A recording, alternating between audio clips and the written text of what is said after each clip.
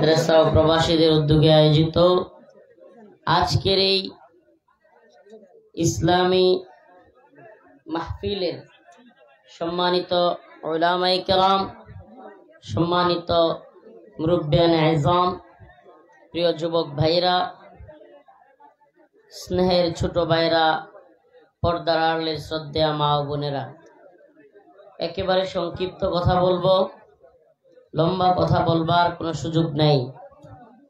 আসলে মাহফিলে যতগুলো না মানুষ হয় তার চেয়ে বেশি খাওয়াবেন, সেটা যদি হালাল পথে হয় তাহলে কোনো সমস্যা নাই। কিন্তু প্রবলেমটা যে জায়গায় সেটা হলো ইউটিউবে এই ওয়াজের ফাঁকে ফাঁকেও মহিলাদের নাচ সহ কিংবা মহিলাদের অ্যাডভার্টাইজ সহ বিভিন্ন ধরনের অ্যাড আসে। মুফতিয়ানে কেরাম আছেন, যদি কোনো মহিলার অ্যাড আসে এবং কোনো হারাম পণ্যের অ্যাড আসে তাহলে সেই বিজ্ঞাপন, সেই ওয়াজের ভিডিওর ইনকামও হালাল হবে না।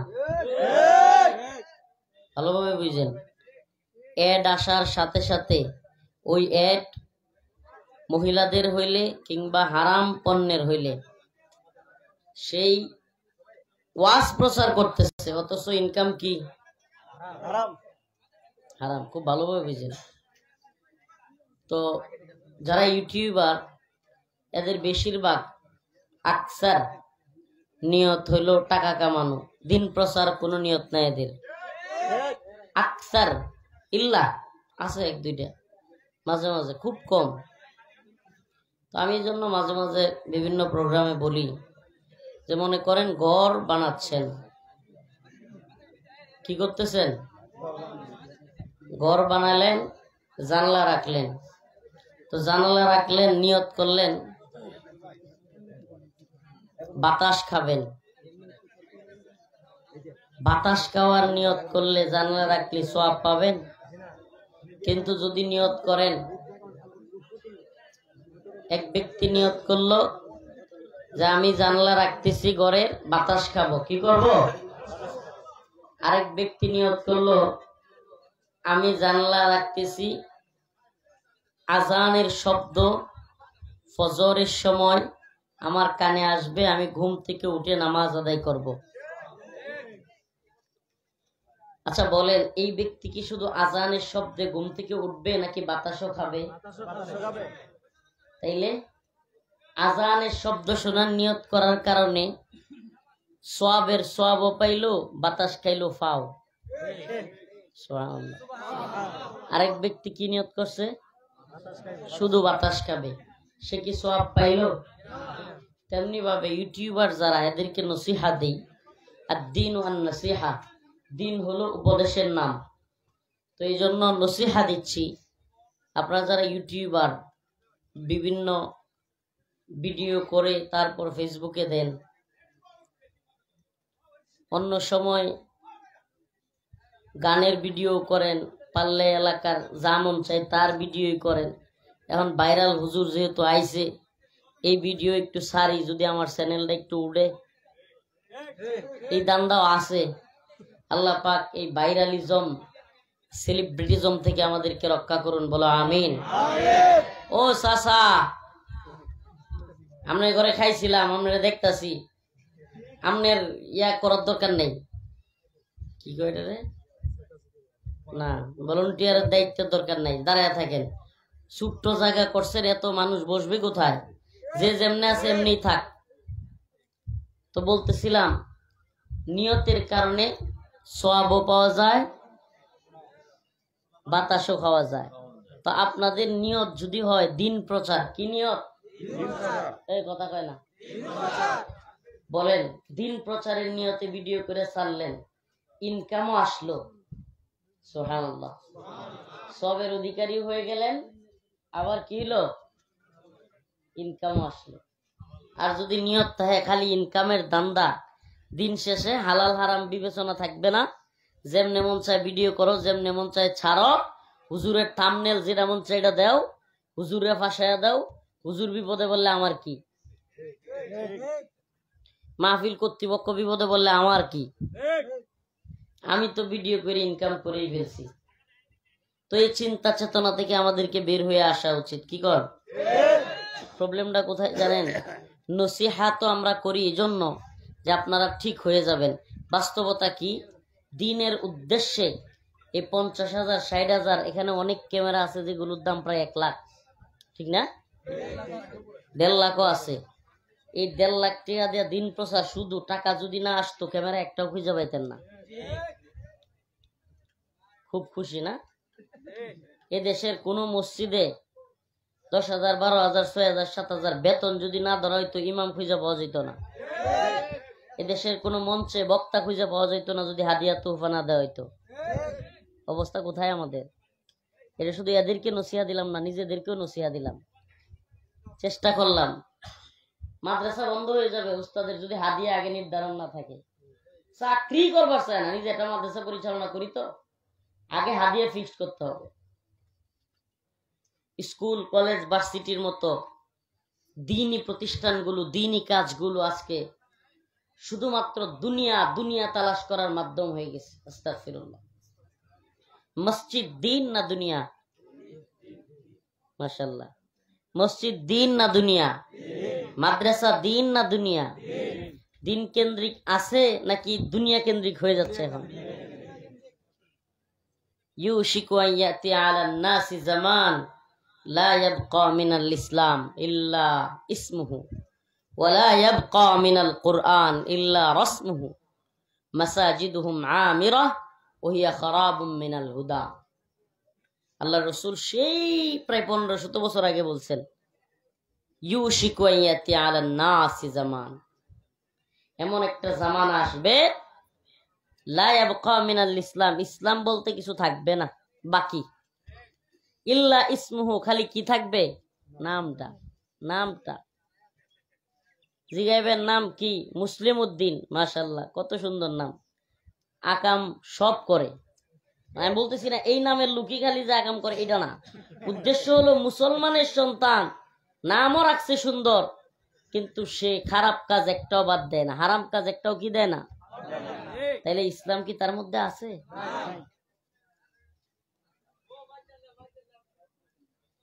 ওয়ালা ইয়াবকা মিনাল কুরআন ইল্লা রাসমুহু, কোরআন থাকবে। আল্লাহ তাআলা বলেন ওয়ালা ইয়াবকা মিনাল কুরআন, কোরআনেরও কিছুই বাকি থাকবে না, ইল্লা রাসমুহু, শুধুমাত্র শাব্দিক জ্ঞান বা রসম এইটা চলবে আর কি। কোরআনের হালাল কোরআনের হারাম আমরা কি মানি? সত্যি বলেন, কোরআনের হালাল হারাম আমরা মানি? মদ খাওয়া কোরআনে হালাল না হারাম? কথা কয় না। গাঁজা সেবন করা কোরআনে হালাল না হারাম? এই মাদক কেন্দ্রিক যে জিনিসগুলো আছে, যেগুলো নেশা হয়, মানুষকে নেশাগ্রস্ত করে, এগুলো হালাল না হারাম? অথচ আমরা কি এগুলো করি না? আমরা তো করি, আমাদের রাষ্ট্রীয় ভাবেও এগুলোর বৈধতা দেওয়া হালাল, মানে রাষ্ট্রীয় ভাবে এগুলো কি? কোরআন বলতেছে ইন্নামাল খামর ওয়াল মাইসির ওয়াল আনসাব রিজসুম মিন আমালিশ শাইতান। খমর, মদ, জুয়া, গণনা এগুলো কি? শয়তানের কাজ, এগুলো হারাম আল্লাহর পক্ষ থেকে। এখন আমরা কি এগুলো করি না? আমরা তো করি, অনেকে গুনাহ মনে করি। যারা গুনাহ মনে করে মাসআলাটা ভালোভাবে বুঝেন। যদি কোনো ব্যক্তি, ফতোয়া দিচ্ছে না, মাসআলা, যদি কোনো ব্যক্তি গুনাহ মনে করে গুনাহ করে, সেই ব্যক্তি তওবা করলে তওবা কবুল হবে, চান্স আছে। কিন্তু যদি কোনো ব্যক্তি গুনাহকে গুনাহ মনে না করে, গুনাহকে অবজ্ঞা করে, অবহেলা করে, ঈমান চলে যাবে। বৈধ মনে করে করলে কি হবে?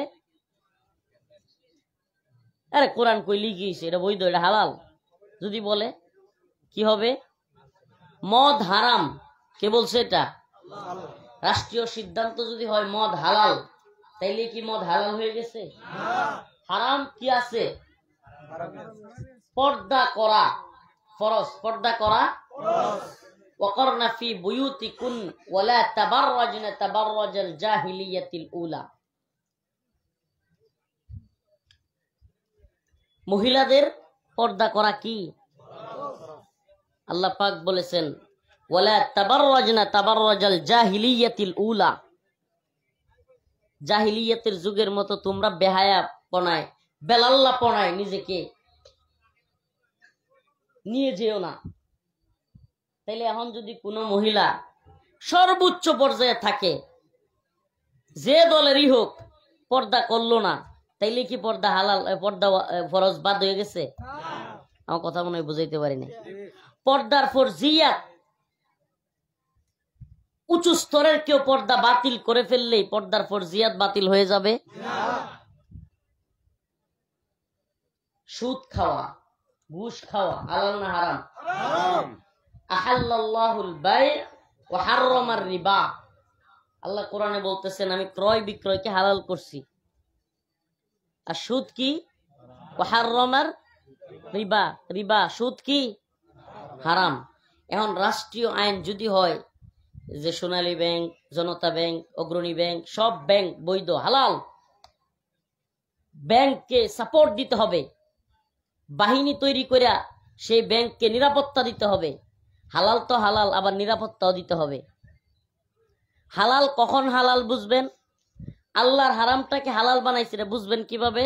বুঝবেন এইভাবে যে আপনি যদি আল্লাহর হারামকে তারা হালাল মনে না করে, তাইলে দেখবেন আপনি যদি সেটাতে বাধা দিতে চান তারা চুপসে যাবে। কি করবে? মনে করেন একটা লোক সে জানে মদ খাওয়া কি হারাম, খারাপ কাজ, তাকে যা বলবেন ভাই মদ খাইও না, লজ্জায় হইলেও একটু আড়ালে চলে যাবে। কি করবে? আপনারে দেখানোর জন্য হলেও বোতলটা ফেলে দিবে। কি করবে? কিন্তু যদি বোতল আমনের মাথায় বাড়ি দেয়, তাইলে কি বোঝা গেল? হ্যাঁ যেটা করতেছে এটাই ঠিক। আমি মনে হয় কথা বুঝাইতে পারতেছি। সে যা করতেছে তা কি? কারণ বাংলাদেশে সুদের কোনো ব্যাংক যদি আপনি ভাঙতে যান, আপনি কই থাকবেন? তাইলে যদি বাহিনী দিয়া নিরাপত্তা তৈরি কইরা হারামকে প্রমোট করা হয়, তাইলে সেটা কি সেই রাষ্ট্রে হালাল নাকি হারাম? হালাল। আবার কয় হারাম। হালাল। তাদের ভাষায় কি? আমাকে বলেন তাহলে আল্লাহকে এরা রব মানে না নিজেরা রব হয়ে গেছে? হাই হাই, আমি মনে হয় বুঝাইতে পারতেছি না। মানে যদি আল্লাহর কথার কোনো মূল্যই না থাকে এদের কাছে, তাইলে সেই নেতা, সেই নেত্রী, সেই রাষ্ট্রপ্রধান বা যারাই এই দায়িত্বশীল, এরা কি রবের আসনে বসে গেছে না? আস্তাগফিরুল্লাহ ওয়া আতুবু ইলাইহি। আস্তাগফিরুল্লাহ। ঈমানের মৌলিক বিষয় এটা, লা ইলাহা ইল্লাল্লাহ মুহাম্মাদুর রাসূলুল্লাহ। প্রথম অংশে আসেন লা ইলাহা ইল্লাল্লাহ। আরে আমার আলোচনার বিষয় কোনটা ছিল? ইউটিউবে ওয়াজ করতে করতে কোন দিকে গেলাম? হালাল হারামের মাসআলায় আমার আলোচনা ছিল ইয়া আইয়ুহাল্লাযীনা আমানু লা তাত্তাখিযুল ইয়াহুদা ওয়ান নাসারা আউলিয়া বা'দুহুম আউলিয়াউ বা'দ। আল্লাহর কোরআনে মুসলমানদের শত্রু কারা, মিত্র কারা, মুসলমানদের বন্ধু কারা, বন্ধু কাকে বানানো যাবে, কাকে বানানো যাবে না, আল্লাহ এটা সুস্পষ্ট করে দিচ্ছেন। যারা তার কাটার বেড়ার মধ্যে আমাদের লাশগুলো ঝুলিয়ে রেখে বাংলাদেশে এসে রাজধানীতে বসে বুক ফুলিয়ে বলে যাদেরকে তার কাটায় ঝুলানো হয়, গুলি করে মারা হয়, এরা অপরাধী, এদেরকে আমরা আজ বড় বন্ধু মনে করি। যারা আমাদেরকে তিস্তার পানি দেয় না, যারা ফারাক্কা বাঁধ ছেড়ে দিয়ে, বিভিন্ন বাঁধ ছেড়ে দিয়ে এ বাংলার মানুষদেরকে বাসায় নেয়, মানুষকে পশুর মতো মেরে ফেলে, এদেরকে আমরা বন্ধু মনে করি। যাদেরকে আমরা সব দিতে চাই, রেল লাইন নিতে চাও নাও, কয় রেল লাইন বাংলাদেশে নিলে, বাংলাদেশের রেল লাইন নিলে তারা বাংলাদেশের ক্ষতি কি? যেই মহিলা, যেই লোক এই কথা বলতে পারে যে রেল লাইন ঢুকলে ক্ষতি কি বাংলাদেশ দিয়া, আরেক দেশের, এত আরেকদিন বইলা বসবে যে বাংলাদেশ নিয়ে গেলেই ক্ষতি কি? সমস্যা কি? আমরা বিরাট বড় একটা রাষ্ট্রের নাগরিক হইলাম। কি মজা! কত মজা না, কত মজা না! বলতাম না, এই স্বল্প মানুষের মধ্যে এত গুরুত্বপূর্ণ কথাগুলো বলতাম না, কিন্তু বলতেছি কেন জানেন? আপনারা সীমান্তের লোক। আমি এখান থেকে বের হয়ে বিবাড়িয়া পর্যন্ত যেতে পারবো কিনা এটা আমার মাওলা জানে। কুছ পরোয়া নেই আল্লাহ, আমি এগুলো চিন্তাও করি না কোনো সময়। কতদিন আসি, কয়টা খাইতে পারবো, কয়দিন যাবে না যাবে, এটা কার পক্ষ থেকে ফেসলা? এদের কোনো ক্ষমতা আছে? আল্লাহু লা ইলাহা ইল্লা হুয়াল হাইয়ুল কাইয়্যুম হুয়াল আউয়াল ওয়াল আখির ওয়াজ যাহির হুয়াল আউয়াল ওয়াল আখির ওয়াজ যাহির ওয়াল বাতিন তাবারাকাল্লাযী বিয়াদিহিল মুলক وهو على كل شيء قدير قل اللهم مالك الملك تؤتي الملك من تشاء وتنزع الملك ممن تشاء وتعز من تشاء وتذل من تشاء بيدك الخير إنك على كل شيء قدير। আল্লাহর বরত্বের গান কতক্ষণ গাইলাম। আল্লাহ বলতেছেন হুয়াল আউয়াল, তিনি প্রথম, ওয়াল আখির, তিনি শেষ, ওয়াজ যাহির, তিনি প্রকাশ্য, ওয়াল বাতিন, তিনি গোপনে আছেন। সব জায়গায় যে আল্লাহ আছে তারই তো ভয় করবে। সুবহানাল্লাহ। এই ইমানি পাওয়ার থাকতে হবে মুসলমানদের। আরে আমাদের নাই তো কিছুই নাই, আছে শুধু একটাই, ইমানের উপর অটল অবিচল থাকা। আমাদের নাই তো কিছুই নাই, আমরা জানি আমাদের কামান বিমান রকেট লঞ্চার এগুলো নাই, কিন্তু মোল্লারা দাঁড়ায় গেলে America, Britain, France, Germany, Soviet সহ সবগুলো নাকে খত দিয়ে আফগানিস্তান থেকে পালা। আমরা মুমিন, আমরা দাঁড়াতে জানি, আমরা কাউকে পরোয়া করি না আল্লাহকে ছাড়া। আল্লাহ, আমার মৃত্যু যেদিন আসে সেদিনই মরতে হবে, পৃথিবীর কোন ক্ষমতাধর আমাকে মারার ক্ষমতা রাখে না। বিশ্বাস আমাদের আছে। এজন্য বলি ভাই, প্রিয় যুবকেরা, তোমরা একটু সজাগ থাকো। সুযোগ কয়দিন পাই জানি না, যেইভাবে আমাদেরকে মাহফিল থেকে বাধা দেওয়া হচ্ছে কল্পনারও বাহিরে। কতগুলো জেলায় যাইতে পারি না হিসাব নেই, কত থানায় যাইতে পারি না হিসাব নেই, কোন দিন সব জায়গায় যাওয়া বন্ধ হবে সেটাও জানি না, আমার আল্লাহ জানেন। কিন্তু সুযোগ যতটুকু পায় তোমাদেরকে সজাগ করে যায় মুসলমান, এটাই আমাদের জন্য সুবর্ণ সুযোগ। হতে পারে আজকের কথাও শেষ কথা, বাকি আল্লাহ জানে, কিন্তু তোমাদেরকে সজাগ করে যায়। এই খুঁটা মুটা আন্দোলন, এই সেইগুলো বুয়া, এগুলো বাস্তবে হলো এগুলো খাওয়ায় দেওয়া আন্দোলন। আমি জানি আমার ভাইরা যুবকেরা রাগ করবে যে খুঁটা আন্দোলন খুব যথার্থ। আমি বলি ভাই, খুঁটা আন্দোলন দরকার। খুঁটা আন্দোলন কি দরকার? অবশ্যই দরকার। কেন যোগ্য ছেলেটা চাকরি পাবে না? কিন্তু এগুলো খাওয়ায় দেওয়া আন্দোলন। যখন আমাদের বাংলাদেশের বুক ছিঁড়ে অন্য একটি দেশ রেলগাড়ি নিয়ে যায়, তখন সেটাকে ডাউন করে দেওয়ার জন্যই আরো কত ইস্যু যে সামনে আসবে সেটার কোনো শেষ নেই। কেন? কারণ একটাই, কারণ ওই দেশের বিরুদ্ধে কোনো কথা আমাদের দেশে হতে দেওয়া যাবে না। এই আলোচনাকে ডাউন করার জন্য সবচেয়ে বড় আশ্চর্যের বিষয় হলো, আপনাদেরকে বলে যাই, বর্তমানে বাংলাদেশে ইন্ডিয়ার সবচেয়ে বেশি দালাল এবং চাটুকার চামচা যদি থাকে, এটা হলো মিডিয়া সেক্টর। এরা কখন কোন জিনিসটাকে খাওয়াইতে হবে, এই রাসেল বাইপার, এই খোটা আন্দোলন, এটা সেটা, আমার কথা কি কাট করে খোটা আন্দোলন বুয়া বলে চালায় দিবা, এটা কিন্তু হতে পারে না। কিন্তু আমি যেটা বলতে চাচ্ছি, আমার কথা ভালোভাবে বুঝবার চেষ্টা করো। খোটা আন্দোলনের যৌক্তিকতা আছে। অবশ্যই যুবকেরা পড়াশোনা করবে, পড়াশোনা করে চাকরি নিবে, তার যোগ্যতা অনুযায়ী নিবে। কেন কোটা দিয়ে নিবে, সেটা অবশ্যই সমর্থনযোগ্য। কিন্তু প্রবলেমটা যে জায়গায় আমার দেশের ভালোবাসা আমার মধ্যে থাকতে হবে আগে, সেটা ইমানের প্রতি ভালোবাসা থাকতে হবে, সেটা আগে। আমার মধ্যে যদি এই গায়রত না থাকে, ভাই আপনি যে চুক্তি করলেন, চুক্তির মধ্যে তো লেখাই নাই যে এই যে ত্রিপুরা আছে বা এই যে 7 সিস্টার, যেগুলো ত্রিপুরা, নাগাল্যান্ড, আসাম, মেঘালয় কিংবা আরো যে 2-1টা রাজ্য আছে, আপনি ভারতের মূল রাষ্ট্র থেকে, মূল রাজ্য থেকে এই রেলগাড়ি দিয়ে অস্ত্র নিয়ে এইসব রাষ্ট্রে বিদ্রোহ দমন করবেন না, এটা তো চুক্তিতে লেখা নেই। আমার কথা মনে বুঝতেছেন না আপনারা? এই রেলগাড়ি দিয়ে প্রশাসনিক জিনিসপত্র যাবে না, এটা লেখা আছে? তাহলে যদি এই জিনিসপত্র বাংলাদেশ দিয়ে যায়, বাংলাদেশ একটা যুদ্ধক্ষেত্র হবে কিনা?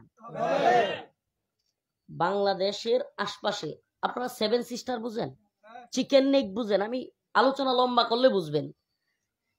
চিকেন নেক বলা হয় সাপের মাথার মতো একটা জায়গা, যেটা বাংলাদেশ এবং ভারত সীমান্ত দিয়া একেবারে ছোট্ট ভারতের 7টা রাজ্যে গিয়ে ঢুকছে। 7টা রাজ্য, কয়টা? 7 সিস্টার বলা হয় এগুলোকে। এই 7 সিস্টারে যে রাজ্যগুলো ঢুকছে, এই কথাগুলো অনেকের মানে এই প্রোগ্রামগুলোতে খুব গা জ্বলে, খুব কষ্ট লাগে। এই হুজুর এই সব কথা এখানে বলে কেন? আল্লাহ রসুলের কথা বলবো, আল্লাহ রসুলের কথা বলতেছি। কোরআন খুলেন, লাতাজিদান্না শাদ্দান নাস আদাওয়াতাল লিল্লাযীনা আমানুল ইয়াহুদ ওয়াল্লাযীনা আশরাকু। আমার আল্লাহ সেই কোরআনে 1500 বছর আগে জানায়া দিয়েছেন, ও মুসলমান মনে রাখো, তোমাদের সবচাইতে কঠিন শত্রু হিসেবে তোমরা পাবা একদল হলো ইহুদি, আর একদল হলো মুশরিক, হিন্দুত্ববাদী মুশরিক। এটা কোরআনের কথা। তো আমি সেই মুশরিকদেরকে, হিন্দুত্ববাদীদেরকে আল্লাহ বলছেন এরা মুশরিকরা হলো মুসলমানদের, মুশরিকদের মধ্যে কট্টর যারা, এরা মুমিনদের, মুসলমানদের শত্রু। আমি কি তাদেরকে চিহ্নিত করে দিব না? আল্লাহ কোরআনে বলতেছেন, লাতাজিদান্না আশাদ্দান নাস, মানুষদের মধ্যে আশাদ্দা, কঠিন আদাওয়াত, শত্রুতা, ওয়াল্লাযীনা আমানুল ইয়াহুদা ওয়াল্লাযীনা আশরাকু, মুশরিক এবং ইহুদিরা। তাহলে দেখেন না আপনি, আমাদেরকে কিচ্ছু দেওয়ার খবর নেই। আরে মিয়া, আপনি যে ব্যক্তি যে দলই করেন, আপনার মধ্যে দেশ ইসলামের প্রতি ভালোবাসা, দেশের প্রতি আছে তো? আমার প্রশ্ন আপনাকে মিয়া, আপনি একটু গায়রতওয়ালা নিয়ে চিন্তা করেন। সিলেটে এই কয়েকদিন না বৃষ্টি হইল, যখন বৃষ্টি নাই, কোনো বৃষ্টি নাই, তখনও বন্যায় মানুষ বাইসে যায়। কোত্থেকে পানি আসে? আপনি আমাকে যতটুকু পানি দেওয়া দরকার ততটুকু দেন না। আমার যখন পানি দরকার, আমার জমিনগুলো শুকায় যাচ্ছে, মরে যাচ্ছে, তখন আপনি পানির বাঁধগুলো আটকে রাখেন। আর আমার যখন পানির দরকার নাই, সব বাঁধ একসাথে ছেড়ে দিয়ে আমাকে বানরের মতো, শুকরের মতো, গরু ছাগলের মতো মেরা ফেলেন। এই কি বন্ধুত্ব মিয়া? এটা বন্ধুত্ব নয়, এটা প্রভুত্ব। কবে বুঝবে বাঙালি জাতি, এই মুসলিমরা কবে বুঝবেন? আপনারা যে যে দল করেন, আমি রেলগাড়ি দিব, আমাকে তিস্তার পানি দাও। আমি তোমার সীমান্তে কখনো গুলি করে আমার কোন বিজিবি জওয়ান ভারতীয় নাগরিককে মারে না, আমাকে কেন মারবা তুমি? আমার বিজিবির বাইকে অন্য বিজিবির সদস্যরা কাঁধে করে লাশ নিয়ে আসতে হয়, জবাব দেওয়ার মতো কেউ নাই। সহ্য করা যায় না, সহ্য করা যায় না। কত লাশ আমরা কাঁধে তুলবো, কত ফেলানি হত্যা হবে, আর আমাদের কাঁটাতারের বুক ছিঁড়ে ভারতীয় রেলগাড়ি ঢুকে যাবে বাংলাদেশে, আর আমরা চুপসে চুপসে দেখবো। মুসলমান মারা যেতে পারি, কিন্তু দেখতে পারবো না। এই হিম্মত লাগবে, গায়রত দরকার মুসলমানদের মধ্যে, এই গায়রত দরকার। ও প্রিয় মুমিন, ইমানের তাকাজা এটা। তুমি কল্পনা করতে পারবা না তুমি কিসের নামাজ পড়লা, কিসের রোজা রাখলা, তুমি কল্পনা করতে পারবা না 4 দিন পরে তোমার মসজিদ গুলোতে হামলা করে তোমাকে নামাজ পড়া কাশ্মীর, আসাম কিংবা বিভিন্ন রাজ্যে বুলডোজার দিয়ে ভেঙে দিচ্ছে, কিছু করতে পারবা না। তুমি কল্পনাও করতে পারবা না এখন থেকে সচেতন না হলে। আরে সমানে সমানে অধিকার থাকবে, গিভ এন্ড টেক, কিছু দিবা কিছু নিবা, সব আমার কাছ থেকে নিবা আর আমাকে মারবা, এটা হতে পারে না। এটা বন্ধুত্ব বলে না ভাই। এই জন্য আয়াতে কারিমা তিলাওয়াত করেছি, ইয়া আইয়ুহাল্লাযীনা আমানু, হে ঈমানদাররা, লা তাত্তাখিদুল ইয়াহুদা ওয়ান নাসারা আউলিয়া, তোমরা ইহুদি খ্রিস্টানদেরকে বন্ধু বানায়ো না। কি বানায়ো না? ইহুদি খ্রিস্টানদেরকে বন্ধু বানায়ো না, মুশরিকদেরকে বন্ধু বানায়ো না। আল্লাহর সাথে যারা শরীক করে, শিরিক করে, এরা মুসলমানদেরকে কেন দেখতে পারে না? কারণ হলো তারা আল্লাহর শত্রু। মুমিনরা কি আল্লাহর শত্রু না বন্ধু? মুমিনরা আল্লাহর বন্ধু আর মুশরিকরা আল্লাহর শত্রু। এটা ঈমানের তাকাজা, এটা ঈমানের তাকাজা। আমরা একজন অন্য ধর্মাবলম্বীকে মেরে ফেলতে এখনই বলি না যে দেশ থেকে তারা দেন, সেটাও বলি না, তারা অবশ্যই থাকবে, আমরা বলি না। কিন্তু আমাদের অধিকার খর্ব করে, আমাদেরকে লাঞ্ছিত করে, আমাদেরকে সীমান্তে হত্যা করে, আমাদের বুকের উপর দিয়ে রেললাইন নিয়ে এটাকে বলবে ক্ষতি কি? এর চাইতে বড় লজ্জাজনক, এর চাইতে বড় লাঞ্ছজনক কথা হইতে পারে না। আল্লাহ পাক আমাদের সবাইকে বুঝার তৌফিক দান করুক, আমল করার তৌফিক দান করুক। প্রিয় যুব সমাজ, সচেতন করি তোমাদেরকে ভাই। শ্রুতে গা ভাসাইয়া দিও না, হুজুকে মাতাল হয়ে যাইও না। হায় রে কি একটা অবস্থা! রাসেল ভাইপার ঢুকে গেছে। কইতে ঢুকলো? ওই টিভি চ্যানেল গুলার ঘরে ঘরে ঢুকে গেছে সাপ। এখন হঠাৎ করে কি ঢুকছে? খুঁটা আন্দোলন। শুনেন, আরো দেখলাম আজকে সিলেটের একজন আলেম রেজাউল করিম আবরার ভাইয়ের পোস্টে দেখলাম এক বদমাশ রাসূলকে নিয়ে কটূক্তি করেছে। নাউজুবিল্লাহ। ইস্যুর পর ইস্যু আসতে থাকবে। আপনি দেখবেন এমন কোন ইস্যু নাই, জানে ওরা, ওদের যে মাস্টার মাইন্ড যারা আমাদেরকে নিয়ন্ত্রণ করে, আমাদেরকে বুঝেন, মানে পুরো রাষ্ট্রযন্ত্রকে যারা নিয়ন্ত্রণ করতেছে বর্তমানে, ওদের দালালগুলো, ওই দালালগুলো আমাদের মন মানসিকতা বুঝে, যে আমাদের মন মানসিকতা কি কি কি করতে পারি, আমরা কোনটাতে গা বাসাবো, এটা কারা জানে? ওরা জানে। তো এরা একটার পর একটা ইস্যু। খাবেন না? কয়টা খাবেন না আপনি? ইস্যুর পর ইস্যু। রাসেল ভাইপার খাবেন না, খুঁটা আন্দোলন খাবেন না, রসুলরে কটূক্তি করলে তারপরেও খাবেন না। নাউজুবিল্লাহ। তারপরে তো আপনাকে এই ইস্যুর কথা বলতেই হবে। এইভাবে একটার পর একটা ইস্যু দিয়ে আমাদেরকে যেভাবেই হোক ওই ইস্যুগুলোতে রাখবে। কিন্তু জাতি যখন জাগ্রত হচ্ছে যে না, ভারতের রেল লাইন আমাদের উপর দিয়ে যাবে, এটা হতে পারে না, এই ইস্যুতে কোনোভাবে কথা বলতে দেওয়া যাবে না। এই ইস্যু থেকে সরায় রাখতে হবে। কি করতে হবে? আমি বলতে চাই, সচেতন ভাইরা, যে দল করেন, প্লিজ সীমান্ত অঞ্চলের মানুষ সাবধানে থাকেন। মনে করেন না কিছু টাকা পয়সা হয়ে গেছে, আমি অমুক দল করি, আমার বাড়ি আছে, গাড়ি আছে, নো টেনশন। আমার কিসের টেনশন? আপনি জানেনই না কত বুলডোজার দিয়ে গাড়ি গুড়ি সব ভেঙে ফেলতেছে, সব বাড়িঘর। আপনি কোথায় আছেন কল্পনা করতে পারবেন না। বড় বড় চেয়ারম্যান, রোহিঙ্গা ক্যাম্পে যখন গেলাম আমরা অনেক কারগুজারি শুনলাম অনেক ভাইদের মুখে, যে রোহিঙ্গা ক্যাম্পে ওই রাখাইনের অনেক চেয়ারম্যান কুরবানির গরুর গোশতের জন্য লাইন ধরছে। লাইন রাখাইনে কি ছিল? চেয়ারম্যান। বাংলাদেশে ঠেলা খায়া আইসা এখন কুরবানির গোশতের অল্প গোশতের জন্য কি ধরছে? কি হয়ে গেছেন আপনি? এই জন্য আপনাদেরকে সতর্ক করার দায়িত্ব আমাদের। যতদিন সুযোগ পাই, দেখেন দীর্ঘ 32 মাস কারাগারে ছিলাম। শুধু আমি একা নয়, এই যে গাজী ইয়াকুব উসমানী ভাই বয়ান করলেন, উনিও ছিলেন। শত শত আলেম উলামা কারাগারে ছিল। একটাই অপরাধ এদের। কি অপরাধ? হিন্দুত্ববাদী মোদির বিরোধিতা করা। আর কিছু না মিয়া, সব বাদ দেন, কোন সব বাদ, সব চলবে। অনেকে বলে যে আমরা একটা অঙ্গরাজ্যের মধ্যে আছে। আমি বলি ভাই, অঙ্গরাজ্যের মমতা ব্যানার্জিও আমাদের চাইতে বেশি মোদির বিরোধিতা করে, আমরা সেটাও পারি না। এই জন্য এই ওয়াজগুলো খুব জরুরি। এই ওয়াজগুলো সবাই আপনাদের সামনে করবে না, যেহেতু সীমান্তবর্তী অঞ্চলে আছেন। খুবই চৌকান্ন থাকবেন, সজাগ থাকবেন, অন্তর থেকে দিনকে ভালোবাসবেন, দেশকে ভালোবাসবেন। ইসলামের জন্য ইসলামের ভূমির দরকার আছে না নাই? আমার এই দেশের দরকার আছে না নাই? এই যুবকদেরকে বিভিন্ন ধরনের বাজে কাজের মধ্যে নিমজ্জিত রেখে যদি মূল কাজ আদায় করা যায় তাহলে ক্ষতি কি? এজন্য আমাদেরকে বিভিন্ন কাজের মধ্যে ব্যস্ত রাখবে, কিন্তু আমাদেরকে সজাগ থাকা লাগবে। মেসি নেইমার আমাদের আইডল হতে পারে না। মুসলমান খুব ভালোভাবে বুঝেন, মজা নেওয়ার জন্য বলছি না। মেসি নেইমার আমাদের আইডল হতে পারে না। আমাদের আদর্শ তো মুহাম্মদ বিন কাসেম, আমাদের আদর্শ সুলতান সালাউদ্দিন আইয়ুবী, আমাদের আদর্শ সুলতান মাহমুদ গজনবী,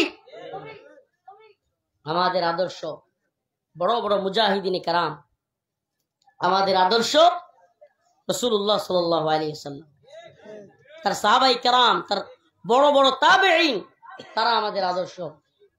আমরা তাদের অনুসরণ করব।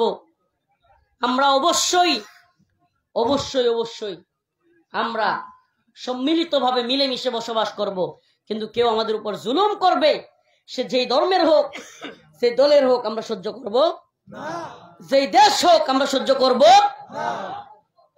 এই কথাগুলো বিশ্বাস করাও, এই কথাগুলো বলা তো অনেক দূরের কথা, বিশ্বাস করা, বুঝাও একটু কঠিন। আমাদেরকে শ্রুতে গা ভাসাইয়া দিয়া, এ জাতির সবচেয়ে বড় সমস্যা কি জানেন? আমাদের এই জাতির সবচেয়ে বড় সমস্যা হলো আত্মকেন্দ্রিক চিন্তা ভাবনা। সবাইকে এই বুকবাদী বিশ্ব ব্যবস্থা আত্মকেন্দ্রিক চিন্তা ভাবনায় নিযুক্ত করছে। রাষ্ট্রের চিন্তা, উম্মা কেন্দ্রিক চিন্তা, দেশের চিন্তা আমাদের মধ্যে নাই। আমার দরকার নাই। আমার গঠিনের কেমনে আছে, এটা কেমনে পাক্কা করবো, এটার চিন্তা। আমার একটা বলারে কেমনে বিদেশে বাড়াবো, এটার চিন্তা। আমার মাইয়াটারে কেমনে ভালো বিয়ে দিব, এটার চিন্তা। রাষ্ট্রকেন্দ্রিক চিন্তা, উম্মা কেন্দ্রিক, জাতি কেন্দ্রিক চিন্তা নাই। এজন্য ওরা সফল, ওরা দেখতেছে আমার একটা চাকরি হইলে বাস খোটা আন্দোলন লাগাই দাও। এদিকে তোমার দেশের ভিতরে রেল লাইন ঢুকলো না কি ঢুকলো, এটা দেখার দরকার নাই। প্রিয় ভাইরা আমার, এভাবেই ইতিহাস পড়ে দেখেন। মুরব্বী চাচারা যারা আছেন, ইংরেজদের ইতিহাস পড়ে দেখেন। ইংরেজরাও দেশ দখল করতে আসছিল না প্রথমে।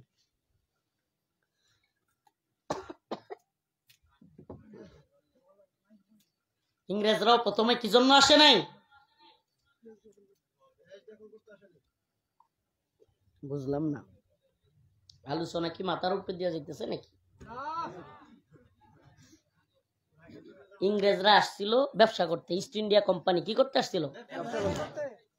ব্যবসা করতে। আইসা তাদের মালামাল চুরি হয়ে যায়, হারায় যায়, তো তাদের মালামালের নিরাপত্তা দেওয়ার দরকার আছে না? বুঝতেছেন তো? মিলতেছে? মালামাল নিরাপত্তা দেওয়ার জন্য বাহিনী আনছে। কি আনছে? ওই বাহিনী এক পর্যায়ে আনতে আনতে আনতে আনতে এমন বড় বাহিনী হয়েছে যে এখন ইস্ট ইন্ডিয়া কোম্পানি দেখলো, আরে ইন্ডিয়ার বাহিনী এটা যে দুর্বল, ওটারা তো চাইলে আমরা হারাই দিতে পারি। ওইটারা হারাই দিয়ে কি করলো, কয় এখন আমরা এই দেশের মালিক, তোরা ট্যাক্স দিবি। মানে রেলগাড়িও যদি ডুহে আর 4-5টা পাথর বাঙালি মারে, খুবের আগে মাইলেই দিল, মনে করেন কষ্টে পাথর মাইরা দিল 10টা, কি কইব? নিরাপত্তার দরকার আছে। মিলতাছে নি? মিলতাছে? এটা তো মাত্র শুরু, এটা মাত্র শুরু মিয়া। ফারাক্কাবাদ, যারা মুরব্বী আছেন, রাজনীতি সচেতন, ফারাক্কাবাদ যখন হয়, ইন্দিরা গান্ধী কয়দিনের কথা বলছিল? পরীক্ষামূলক কয়েকদিনের কথা। কত বছর গেছে, এখনো কি বন্ধ হয়েছে? হ্যাঁ, কিছু কি বন্ধ হয় ভাই? অনেকে বলবে হুজুর মাহফিলের মধ্যে রাজনৈতিক বক্তব্য। মিয়া, আপনি ইসলামও বুঝেন না, রাজনীতিও বুঝেন না। আমার মসজিদ যদি ঠিক না থাকে, আমার দেশ যদি ঠিক না থাকে, আমার মাদ্রাসা কিভাবে ঠিক থাকবে, মসজিদ কিভাবে ঠিক থাকবে, আমার ইমান আমল কেমনে ঠিক থাকবে? আজকের কাশ্মীরে ভালোভাবে নামাজ পড়ার অবস্থা আছে? ফিলিস্তিনে ভালোভাবে নামাজ পড়ার অবস্থা আছে? কথা কয় না। উইগুর, চীনের উইগুরে ভালোভাবে নামাজ পড়ার অধিকার আছে? ভাই, কোনো কিছু অধিকার নাই। কেন অধিকার নাই? শুনেন, মুসলমান হওয়ার পরে, ঈমান আনার পরে সর্বপ্রথম ইসলামে ফরজ হলো ভূমি রক্ষা করা। এই মাসালা ভালোভাবে জানেন। নামাজ পড়া নয়, রোজা রাখা নয়। ইসলামে ঈমান আনার পর সর্বপ্রথম ফরজ পর্যায়ে আইন কোনটা? ভূমি রক্ষা করা। কারণ ভূমি না থাকলে নামাজ কি পড়বেন? এজন্য প্রিয় ভাইরা আমার, বন্ধুগণ আমার, এই ভূমি, মুসলমানদের এই ভূমির উপর হিন্দুত্ববাদীদের ভয়াল চোখ পড়েছে। এই হিন্দুত্ববাদী আগ্রাসনকে আমাদেরকে বন্ধ করতে হবে, রুখে দিতে হবে। এই হিন্দুত্ববাদী আগ্রাসনের বিরুদ্ধে আমরা কোনো দলমত বুঝি না। কোন দল করেন নামটা পর্যন্ত নিয়েন না ভাই। এখন সবচাইতে বড় কাজ আমাদেরকে পাকিস্তানি রাজাকার, ওই পাকিস্তানি আপনার সৈন্যবাহিনীর বিরুদ্ধে মুসলিমরা যেমন ঐক্যবদ্ধ হয়েছিল এদেশের মানুষ, তেমনি ভাবে দলমত নির্বিশেষে বর্তমানে সবচাইতে বড় কাজ হলো ভারতীয় আধিপত্যবাদ নিপাত যাক, নিপাত যাক। স্লোগান হবে কি? ভারতীয় আধিপত্যবাদ। আমি বললে বলতে পারবেন? ভারতীয় আধিপত্যবাদ নিপাত যাক, নিপাত যাক। ভারতীয় আধিপত্যবাদ। সম্পর্ক চলতে পারে, ব্যবসা চলতে পারে, কিন্তু প্রভুত্ব চলবে না। আমাদের উপর প্রভুত্ব কাটিয়ে আমাদেরকে জুলুম করে পাকিস্তানিরা যেভাবে শাসন করতে পারে নাই, তেমনি ভাবে ভারতীয় হিন্দুত্ববাদীরাও শাসন করতে পারবে না। নাসরুম মিনাল্লাহ ওয়া ফাতহুন করিব ওয়া বাশশিরিল মুমিনিন। দোয়া চাই সকলের কাছে, দোয়া চাই। আল্লাহ পাক ভালো জানেন কবে পৃথিবী থেকে চলে যাব কিংবা কবে কোথায় থাকবো, এটা আল্লাহই ভালো জানেন। দোয়া করবেন। বড় কঠিন কয়েকটা কথা অকপটেই বলে গেলাম, জানি জানি এই কথাগুলো বলবার মানুষ নাই বলবো না, কিন্তু গভীর এবং কঠিন এই কথাগুলো বলা, এবং এই কথাগুলোর কারণে আল্লাহ পাক ভালো জানেন যে এই কথাগুলো বলবার কারণে অনেক কিছু হতে পারে। কিন্তু এই জাতিকে সজাগ করবার দায়িত্ব যে আমাদের, জাতিকে সজাগ করবার দায়িত্ব কাদের? এজন্য এই গুরু দায়িত্ব পালন করার কারণেই আপনাদেরকে সজাগ করে গেলাম। আমাদেরকে অবশ্যই অবশ্যই বর্তমান প্রজন্মকে ভারতীয় আধিপত্যবাদের বিরুদ্ধে ঐক্যবদ্ধ হতে হবে। আল্লাহ পাক আমাদের সবাইকে এই হিন্দুত্ববাদী তাগুতি শক্তির বিরুদ্ধে আল্লাহ পাক আমাদেরকে বিজয় দান করবেন এবং অবশ্যই আমাদেরকে রুখে দাঁড়াবার হিম্মত দান করবেন। সেই কথা বলে দোয়া চেয়ে আপনাদের কাছ থেকে বিদায় নিচ্ছি। নাসরুম মিনাল্লাহ ফাতহুন করিব